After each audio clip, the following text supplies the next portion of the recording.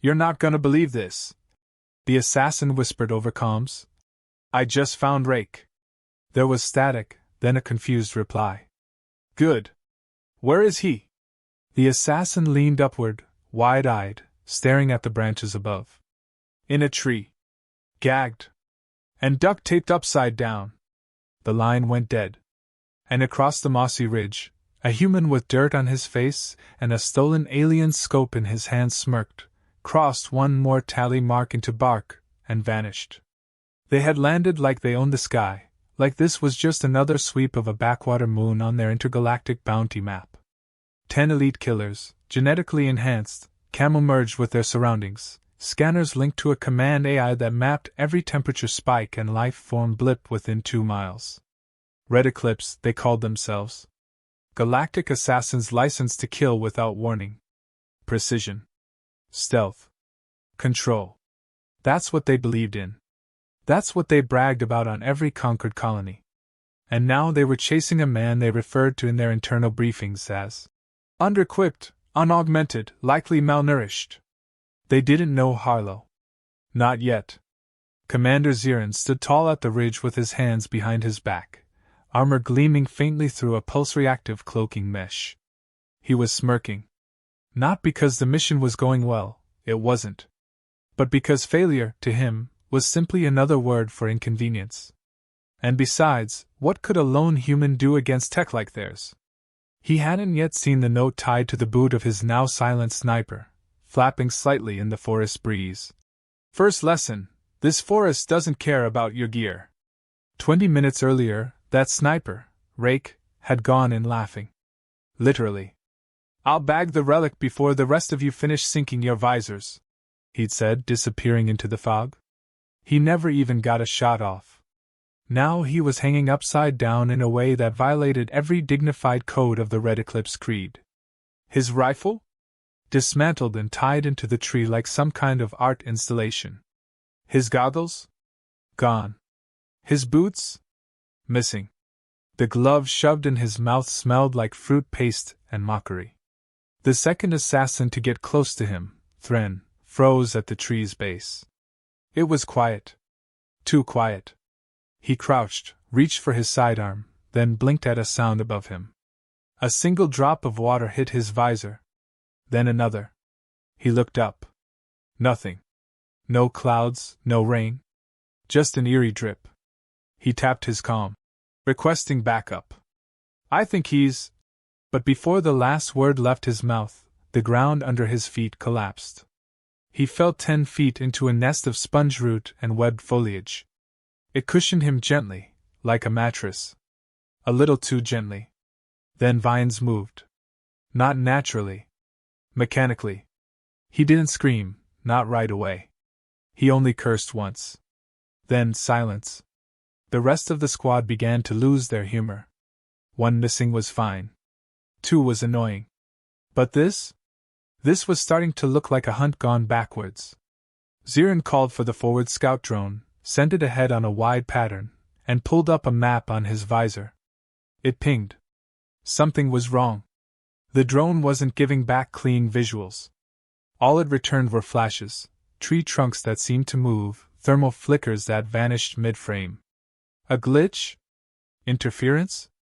The third assassin, Vox, pointed to a heat signature just north of their location, behind a ridge that looked like a natural stone wall.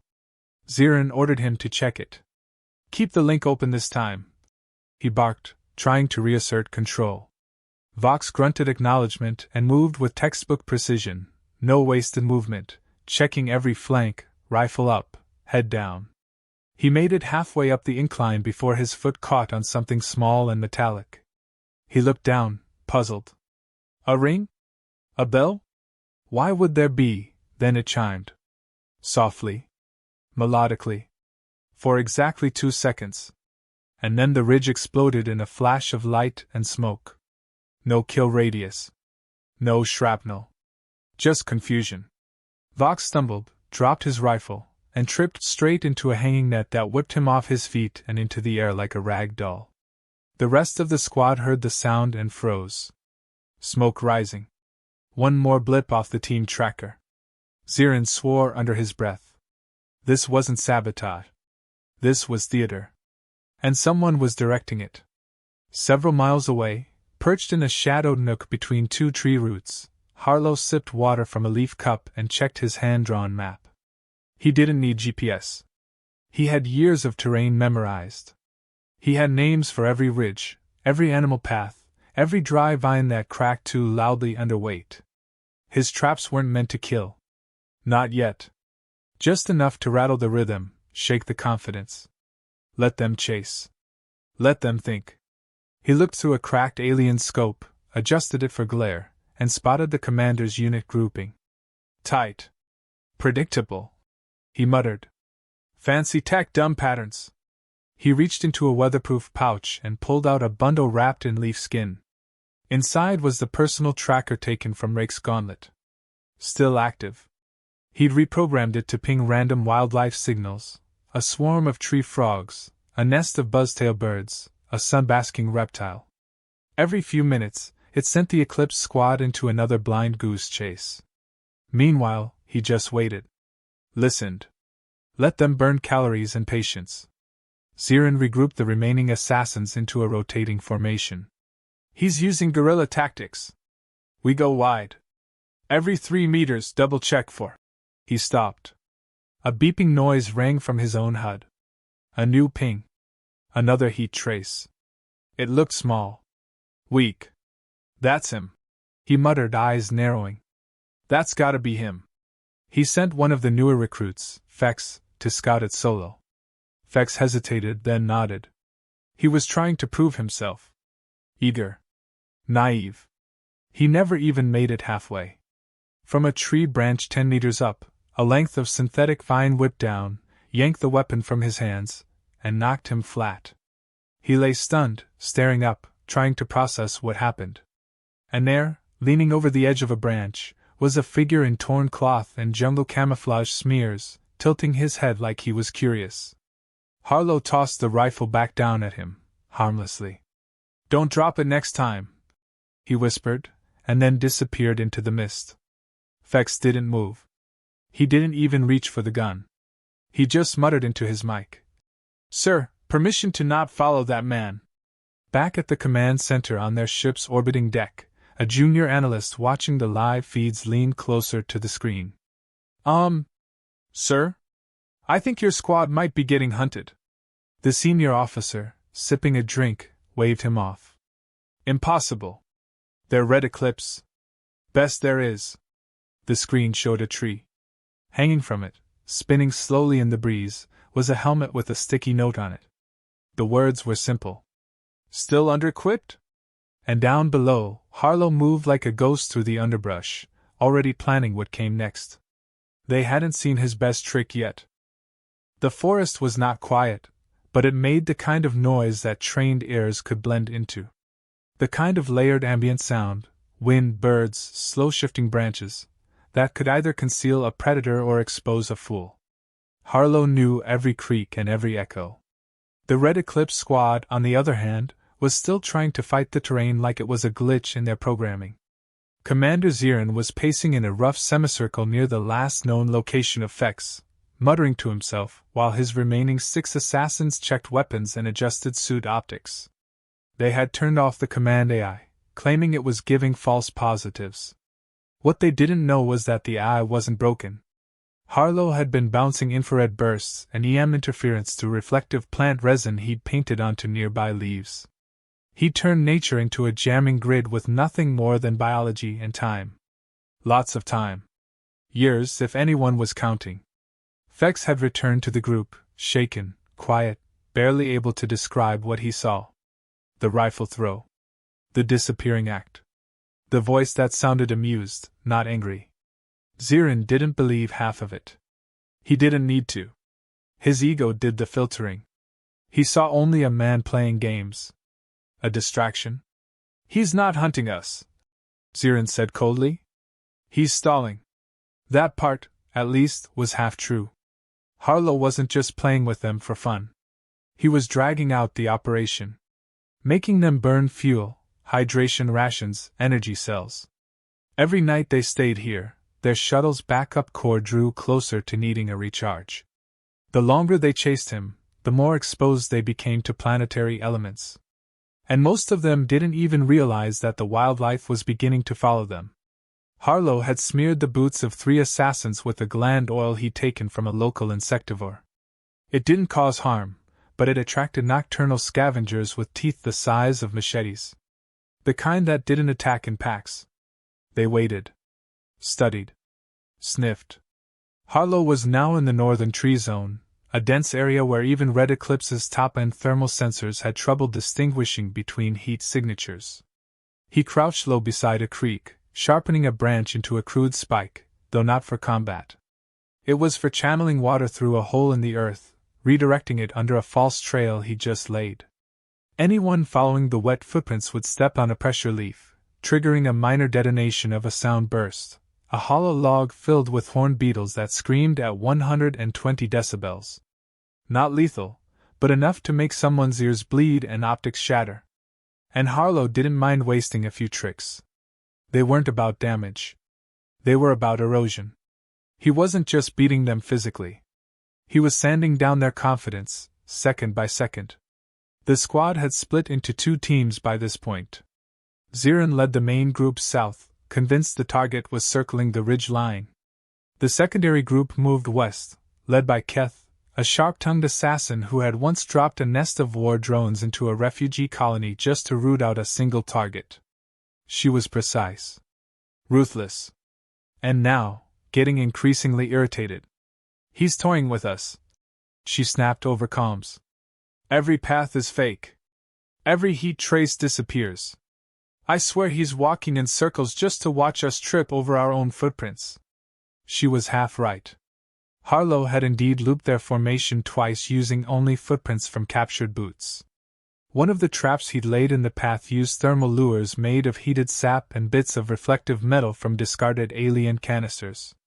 They chased a heat ghost for 20 minutes before realizing it had no mass. When Ket's group stopped to recalibrate their gear, one of them noticed something odd. A helmet on a nearby log. It looked like Red Eclipse issue. Caked in dirt. Old. But with a clean cut through its center. Someone picked it up, turned it over, and found a dried piece of tree bark taped inside. The words on it read, "Nice angle. Try again." They dropped the helmet instantly, and rearmed in silence. Nobody spoke. Not even the cocky ones. The forest was watching. That's what it felt like. Not like a place. Like a presence. Zeran's voice crackled over the comms with irritation. "Do not let him break formation. This is just a scout. A relic. If he were truly dangerous, he'd be killing us by now." That statement held weight. But only for those who didn't understand psychological warfare. Harlow had been trained in something ancient. Something predating plasma rifles and atmospheric jump packs. He had studied the art of fear, not through horror, but humiliation. Death was final. But fear made you clumsy. And clumsy got you killed. As Ket's team progressed along the western route, they hit a wide clearing. Flat ground. No trees. Just grass. It looked like safety. A chance to breathe. They stepped into it with caution, but still, they stepped. The first one triggered a tripline buried under the turf. Nothing exploded. Nothing shrieked. But the moment the wire was pulled, 20 sharpened sticks popped upright from holes, each one with something stuck to it. Boots. Helmets. Red Eclipse insignias. Like a field of trophies. Silent. All from assassins they had never met. A message. He'd taken down others before them. Or maybe he just made it look like he had. It didn't matter. The effect was the same. Behind them, a faint whistling noise started up. A tune. Off-key. Like a lullaby played on broken glass. They spun around. Nothing. No target. Just that noise. Until one assassin pointed upward. Hanging from a low branch was a speaker made from a restructured alien communicator. It was playing the audio loop of one of their own from earlier, Fex's voice, echoing, distorted. "Sir, permission to not follow that man." Then it looped. Then it cut. Then silence again. Keth kicked the speaker off the branch in rage and fired a pulse round into the trees. Birds scattered. Leaves burned. But Harlow wasn't there. He was already in the east quadrant, watching through a gap in the foliage. Not smiling. Just observing. Calm. Steady. He pulled out a salvaged ration bar from one of their bags. Took a bite. Tasted bland, synthetic. But it worked. He needed the calories. Down below, Zeran's group finally found something they thought was a break. A footprint. Human-sized. Fresh. Leading straight toward a thick grove. Zeran grinned. He's out of tricks. They followed it. One by one. Slow. Quiet. Until they reached the center of the grove and realized the trail didn't end. It vanished. Just stopped in the middle of an empty clearing. Zeran looked around, baffled, until one of his men tripped on a rope and fell. And then a voice whispered through the leaves. If you're going to chase ghosts, at least bring better shoes. No gunfire followed. Just laughter. Somewhere deep in the woods, Harlow was enjoying the echo of their confusion. Because this wasn't over. Not even close. Zeran didn't sleep that night, not that he would have admitted it to anyone. He sat rigid beneath the camo-draped overhang of their temporary outpost, eyes scanning the tree line, mind racing with everything that had gone wrong. 4 operatives neutralized without a single shot fired in return. Their own tech turned against them.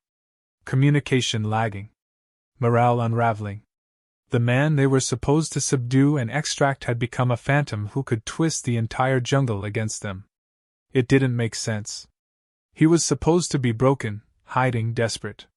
The intel had painted Harlow as outdated, unenhanced, psychologically unstable. Zeran wasn't seeing any of that. He was seeing a strategist. A tactician. A ghost in the foliage. And worst of all, his own team had started to doubt. He saw it in their eyes. That glint of unspoken fear. They didn't trust the terrain anymore. And soon, they wouldn't trust each other. Somewhere deeper in the forest, Harlow stirred from a shallow nap inside a tree hollow. He blinked into the dim moonlight and listened. The forest sounded different now. Not in volume, but rhythm. The assassins were quieter, but not disciplined. They were cautious. Sloppy. Paranoid. It was exactly what he wanted. He had let them get just enough rest to feel falsely secure, then disrupted their perimeter.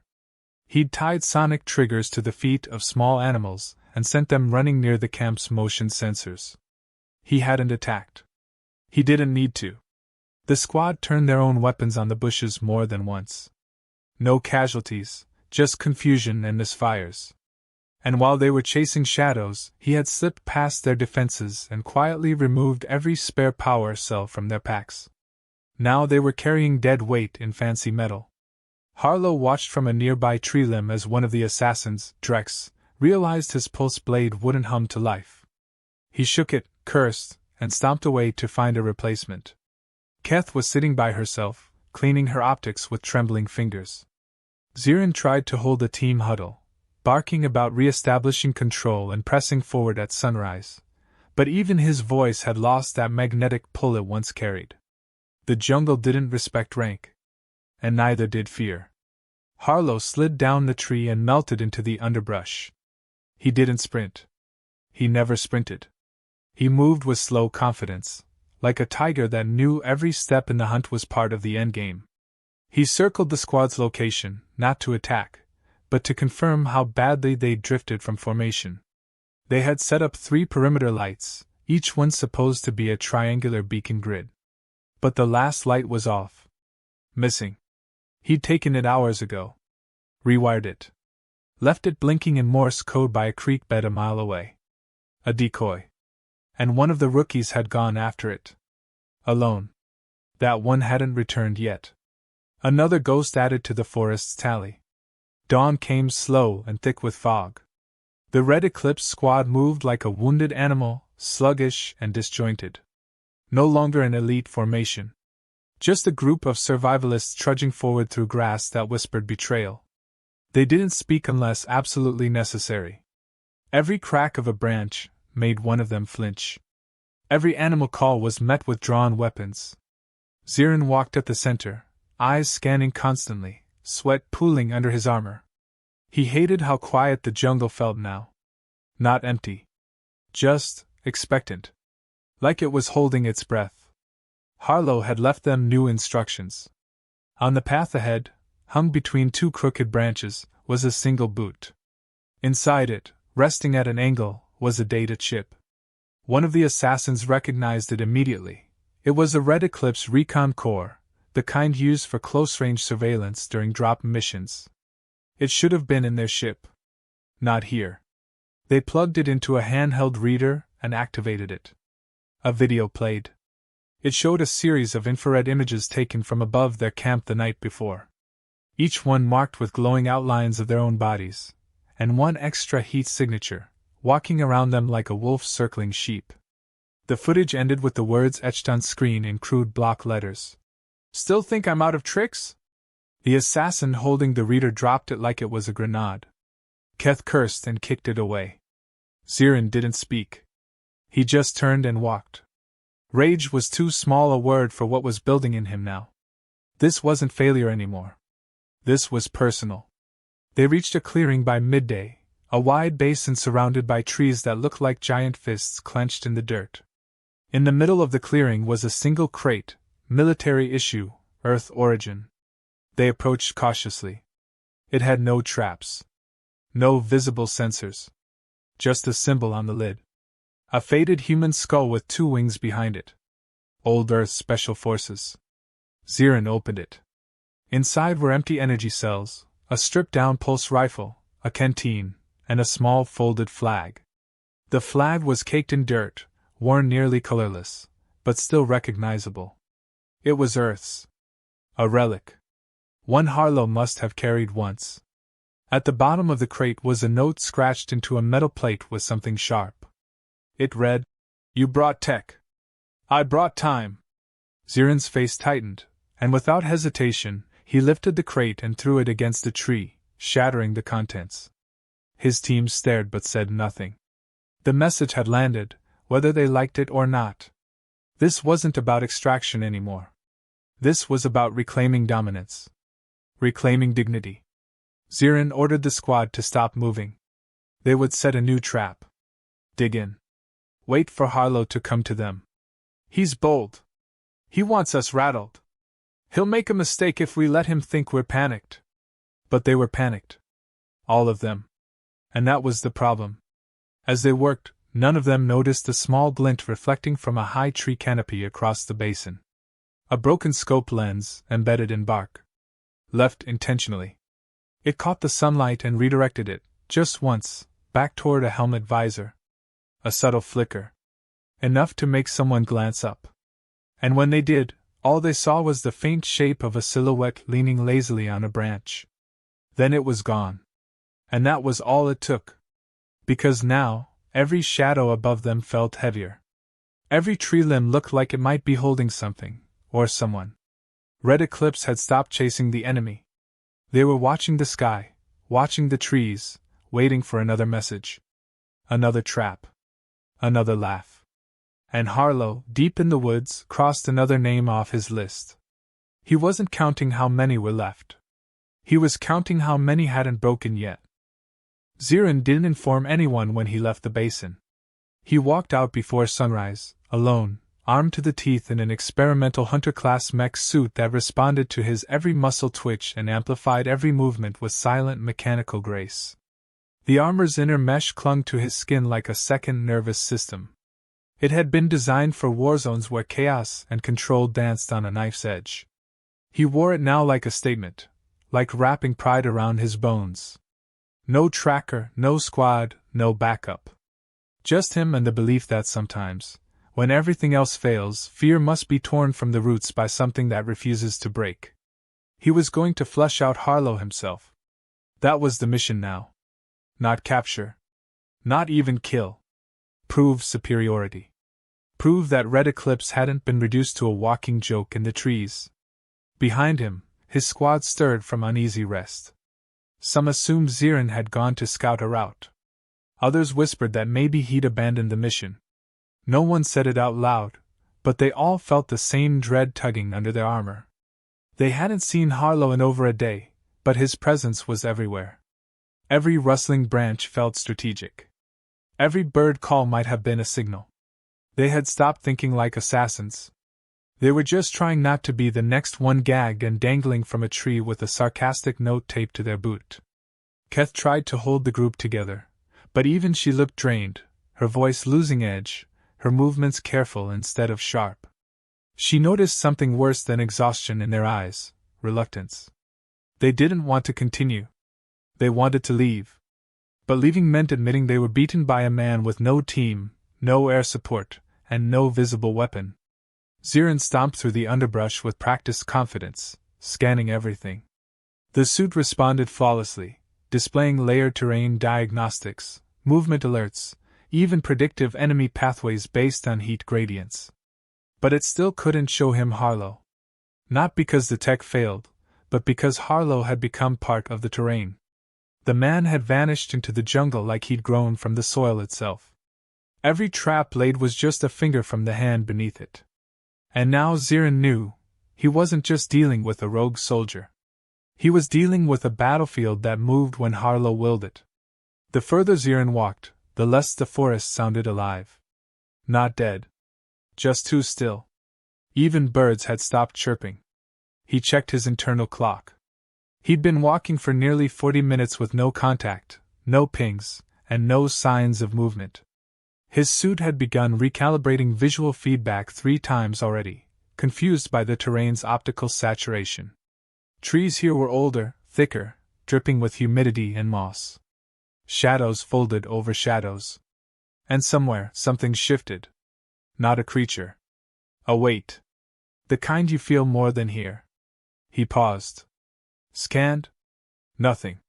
Then he spoke, half to himself and half to the trees. Let's stop pretending this is your home turf.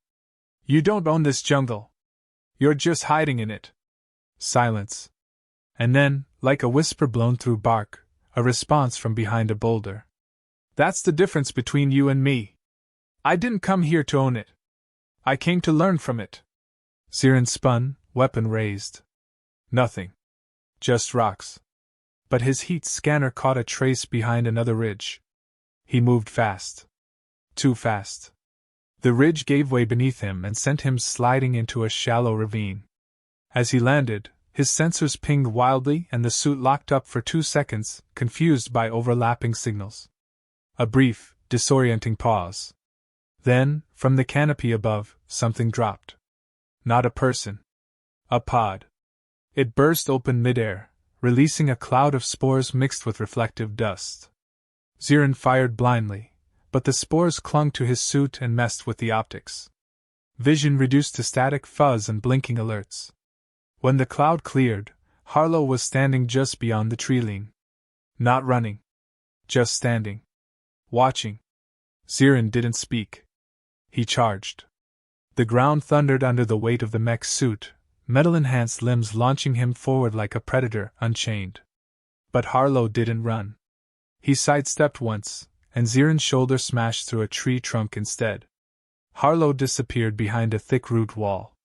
Zeran followed, relentless, battering through undergrowth. He was fast, too fast for normal terrain.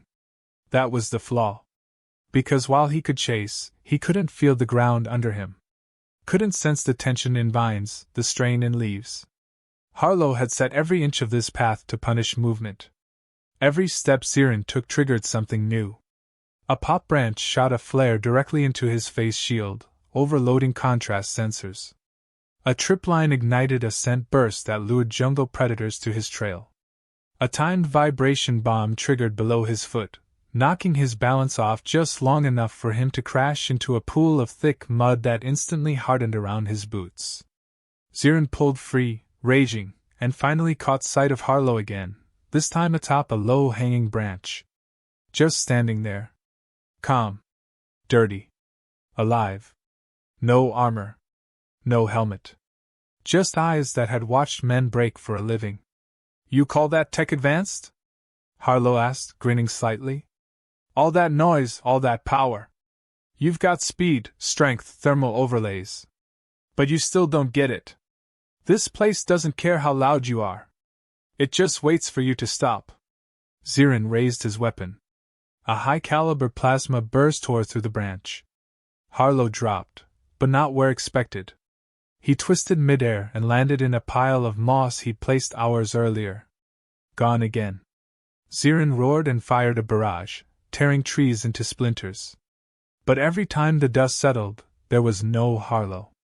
Just another footstep leading nowhere. Another note hanging from a branch, flapping slightly. This one read, "Speed makes noise. Noise makes graves." Zeran stumbled out of the clearing into another grove and stopped. Ahead of him, strung between two trees, was something new. Not a trap. A mirror. Cracked, old, scavenged from ship debris. But enough for him to see himself clearly. Covered in dirt, armor scratched, optics flickering, posture hunched from exhaustion. He didn't look like a commander. He looked like prey pretending to be a predator. And that was when he heard the click. Not behind. Above. He turned just fast enough to see a vine-slung snare descend and tighten around his arms, lifting him off the ground with inhuman force. The mech suit shorted. It hadn't been tested against gravity-based traps. He dangled there, breath heaving, limbs twitching. And then Harlo stepped out from behind the tree, looking almost bored. "You brought a war machine into a conversation." "I brought rope." Zeran growled, tried to trigger and override. "Nothing." "You think this proves something?" he spat. Harlo raised an eyebrow. "Yeah. That your suit's only smart when you're not in it." He stepped forward, reached up, and gently stuck something to Zeran's chest. A small device. Blinking red. A transmitter. Harlo gave him a lazy salute. "Tag. You're it." Then walked away without looking back. Zeran hung there as his suit's distress beacon activated, sending a signal skyward. Far above the canopy, in the orbiting ship, the bridge officer leaned forward in confusion. "Commander's signal just went hot. It's stationary." Behind him, another officer stared at the feed and then whispered, "That doesn't look like a victory position." Silence hung heavy. The jungle had spoken. And down below, Harlo was already gone. The evac ship descended into the atmosphere with all the arrogance of a vessel that assumed the ground was waiting for it.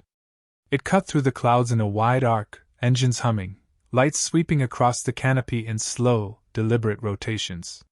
From the command deck, the retrieval captain watched the incoming telemetry with confusion. Commander Zeran's location was pinging consistently but hadn't moved in hours. No patrol shift. No formation realignment. No enemy heat signatures in proximity. It was a perfect drop zone, too perfect. The last message from Zeran had been a data ping with no audio. Just coordinates. The AI flagged it as suspicious but hadn't overridden the request. Protocol said they'd bring him back, no matter the condition. Red Eclipse never left bodies behind. That rule had weight once. Now, it felt more like ritual. On the jungle floor, what was left of Red Eclipse had gone quiet. Keth sat beside the remnants of a shattered comms unit, staring at the dirt like it had answers she couldn't find. Two of the operatives were gone, walked into the trees the night before and never returned. One left his gear behind in a neat pile with a note that just said, "This isn't worth the uniform." The other never said a word. Just disappeared. No blood trail. No signs of struggle. The rest of them, stripped of command and direction, had started whispering about Harlo in tones once reserved for myth. Not enemy. Not target. Something older. Something unspoken. When the retrieval ship finally touched down and the hatch hissed open, none of them rushed forward. None saluted. They moved like people released from a curse, not soldiers concluding a mission. The recovery team didn't ask questions. They just stared at the expressions and knew whatever had happened here wouldn't make the report. A mile east of the landing zone, a figure watched the departure in silence. Barefoot, shirt soaked in dew, a long cloak made from stitched predator hide draped over one shoulder. Harlo stood still beside a tree that had once been a battlefield boundary. He didn't wave. He didn't smirk. He just waited until the dust settled and the sound of the engines faded. Only then did he move, slow and methodical, collecting the last of the decoys he'd set up over the past few days. Trip lines, vibration traps, pressure detonators that didn't explode but instead released bursts of heat signatures to confuse alien scanners. Every item packed up, cleaned, and hidden again. He didn't leave messes. He didn't need credit. On board the evac vessel, Zeran lay suspended in a medical cradle, still wearing the damaged mech suit, his arms restrained not by necessity but by protocol. His mouth had been gagged with his own utility strap. Whoever found him didn't remove it. The moment they tried, the suit's internal defense system activated, burning through the straps of the rescue crew's gloves. So they left it on. And he hadn't spoken anyway. Not a word. Just breathing, shallow and even, like he was still trying to convince himself this wasn't real. Around his neck hung the last note Harlo had left, one final insult or perhaps a favor. On a scrap of camouflage cloth, it simply read, "You're lucky I needed your beacon." In the orbiting command center, the debrief logs came in disjointed and confused. Most of the Red Eclipse survivors contradicted each other. Some insisted Harlo was just one man. Others were certain he had help. Some swore he used cloaking tech, while others claimed he fought with nothing but sharpened sticks and natural traps. The AI systems flagged the inconsistencies and recommended suppression of the report. A footnote was added instead. Subject demonstrated atypical environmental manipulation. Recommend reevaluation of non-augmented human threat levels. Pending. In political channels, the mission was quietly recategorized as a reconnaissance failure due to terrain misjudgment. Red Eclipse's reputation wasn't destroyed, but it had cracks now. Enough to make competitors whisper. Enough to make people ask who exactly this human was. But Harlo didn't care about files or politics. He hadn't stayed behind to prove a point to the galaxy. He had stayed because this place, this mess of vines and roots and rusted ruins, had become something more than a hideout. It was his story now. One that didn't need retelling, just protecting. The jungle had fed him, shielded him, taught him its patterns. And he had repaid it with respect, and traps. Always traps. Not because he was paranoid. But because somewhere out there, someone else would come looking. Not Red Eclipse maybe, but someone worse. Someone more careful. He needed the forest ready. Several days after the evac, a smaller probe ship returned, this one unmanned, sent to scan the last known coordinates, and verify satellite anomalies. It hovered silently above the old basin camp and extended a sensory relay down into the trees. The drone recorded 10 seconds of nothing. Then its lens picked up something odd. A familiar figure slumped in a tree, armor glinting faintly in the sunlight. It zoomed in. Not a real body. A mock-up. A replica. And hanging from its fingers, swaying slightly in the breeze, was a helmet, Red Eclipse issue, cracked and marked with crude tally lines. Then the image glitched, flickered, and cut to black. The probe lost connection. Command tried to reboot it. Failed.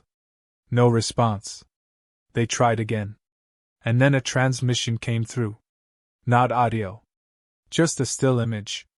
A rough map of the jungle area, hand-drawn, with a skull mark scratched across one corner. Next to it, written in red, "Next time, bring someone better." Back on the surface, Harlo stood at the edge of a cliff, watching the clouds roll in. He had new traps to set. New blind spots to cultivate. He'd taken gear from the ones who left it behind. He didn't need most of it, but it made for useful decoys. He had one of their rifles now, stripped and reassembled with his own tweaks, better for short bursts and perfect for panic deterrence. He left it under a broken log with a fake footprint trail leading away from it. Just in case someone came snooping too soon. Night crept in fast. The moonlight barely pierced the canopy. But that was fine. Harlo preferred the dark. It was honest. You couldn't fake instincts in the dark. You either had them, or you didn't. The ones who came next, they'd probably be smarter. Slower. More careful. But that wouldn't matter. Because he wasn't getting slower. He was getting better. Every mistake they made him sharper. Every insult they threw made him quieter. He crouched beside a tree, scratched another line into the bark, and leaned back against it. No helmet. No armor. Just experience and patience. The jungle shifted around him, not reacting, not resisting. Just accepting. He was part of it now. Not a relic. Not a myth. Just a man who had learned exactly how much silence it took to make an entire galaxy second-guess its own killers. And somewhere far above, on a different moon where High Command drank and postured about future operations, no one dared speak Harlow's name aloud.